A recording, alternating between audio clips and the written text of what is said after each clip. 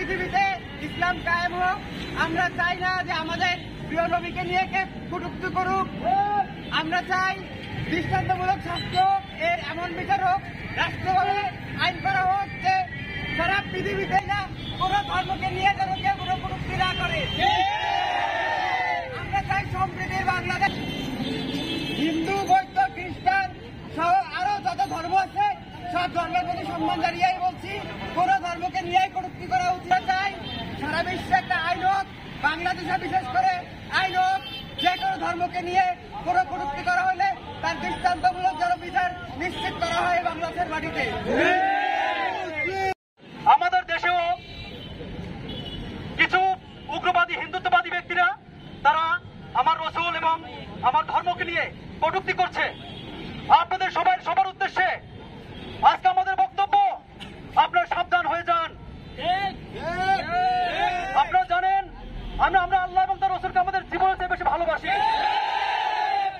আর যদি কেউ এমন উদ্ধতপূর্ণ আচরণ করেন আমার আল্লাহ এবং তার রাসূলের বিরুদ্ধে, যদি কেউ কোনো কটূক্তি করেন, আমাদের এই বাংলার মুসলমান না, শুধু সমগ্র বিশ্বের মুসলমানরা গর্জে উঠবে ইনশাআল্লাহ। উপস্থিতি, এটা আমাদের ইমানের দাবি। আমার রাসূলকে নিয়ে যে খারাপ মন্তব্য করবে, আমার রাসূলকে নিয়ে, আমার ইসলামকে নিয়ে যে কটূক্তি করবে, আমরা বসে থাকবো না। আপনারা যারা আমাদের দেশে অন্য ধর্ম অনুসারী আছেন, আপনারা আপনার ধর্ম পালন করবেন। আপনার ধর্মকে নিয়ে কটূক্তি করার অধিকার আমাকে আমার আল্লাহ এবং রাসূল দেননি, আমরা করবো না। আমরা আপনার দুর্গা, আপনার লক্ষ্মী, আপনার সরস্বতী বা আপনার ভগবান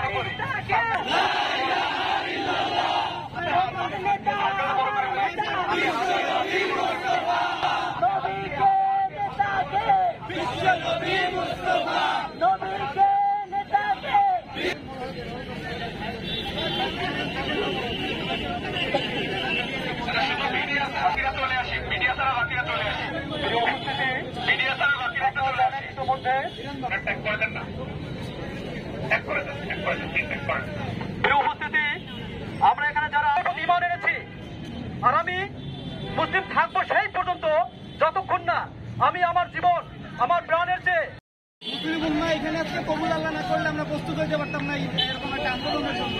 আলহামদুলিল্লাহ, আমাদের নবী করিম সাল্লাল্লাহু আলাইহি সাল্লামকে নিয়ে ইন্ডিয়ায় ভারতের মোদীর বিরোধী এক সরকার ইসলামের ব্যাপারে মুসলমান ঐক্যবদ্ধ, নবীর ব্যাপারে ইসলামের ব্যাপারে সবাই ঐক্যবদ্ধ থাকবো ইনশাআল্লাহ। নিচে ইসলাম, এই কুলাঙ্গারের বাচ্চা, এই আমাদের রাসূল সাল্লাল্লাহু আলাইহি সাল্লামের নামে চরিত্র নিয়ে বাজে কথা বলেছে, কটূক্তি করেছে। আপনারা এটা ভালোভাবে শুনে রাখেন, এইটা একটা বিচ্ছিন্ন ঘটনা। এদের মতো হাজার হাজার খাতিমে রাসূল পৃথিবীর আনাচে কানাচে রাসূল সাল্লাল্লাহু আলাইহি সাল্লামের চরিত্র নিয়ে কটূক্তি করে। আমার আপনার নাকের বিরুদ্ধে, কটূক্তিকারীর বিরুদ্ধে আমাদের প্রতিবাদ সমাবেশে এই জন্য সবাই বলি আলহামদুলিল্লাহ। অনেকেই এইখানে উপস্থিত হওয়ার সুযোগ পায় না, অনেকে চেষ্টা করেও এই তৌফিক হয় না। আল্লাহ তাআলা আমাদের সেই তৌফিক দান করেছেন, এই জন্য সবাই বলি আলহামদুলিল্লাহ। সালাত ও সালাম বর্ষিত হোক আল্লাহ রাসূল সাল্লাল্লাহু। এই যুগে যদি কেউ পশ্চিমা দেশের কাছে, আমেরিকার কাছে, ইউরোপের কাছে, ভারতের কাছে যদি তারা পরিচিত লাভ হতে চায়, তারা যদি জনপ্রিয় হতে চায়, তাহলে তাদের সব থেকে সহজ উপায় হচ্ছে রাসূল সাল্লাল্লাহু আলাইহি সাল্লামকে গালি দেওয়া। এবং যুগে যুগে ইসলাম বিদ্বেষীরা, ইসলাম বিদ্বেষের নামে, তথাকথিত বাক স্বাধীনতার নামে তারা আমাদের রাসূল সাল্লাল্লাহু আলাইহি সাল্লামের নামে কটূক্তি করে যায়, তাকে গালাগালি দেয়। নবীর বিরুদ্ধে যারা কথা বলছিল তাদের শাস্তি চাই, তাদের ফাঁসি চাই, তাদের দৃষ্টান্তমূলক শাস্তির আহ্বান জানিয়ে আমি আমার সংক্ষিপ্ত আলোচনা এখানে শেষ করছি। নারায়ে তাকবীর, আল্লাহু আকবার।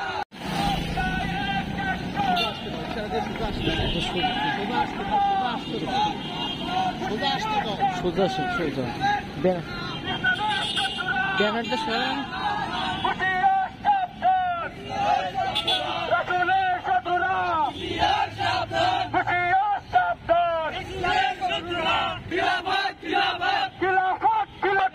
রক্ষা করবে খিলাফত, রাসূলের ইজ্জত রক্ষা করবে খিলাফত, রক্ষা করবে খিলাফত,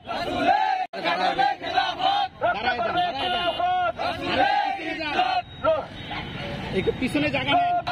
হুঁশিয়ার সাবধান, হুঁশিয়ার সাবধান, ইসলামের শত্রুরা, হুঁশিয়ার সাবধান।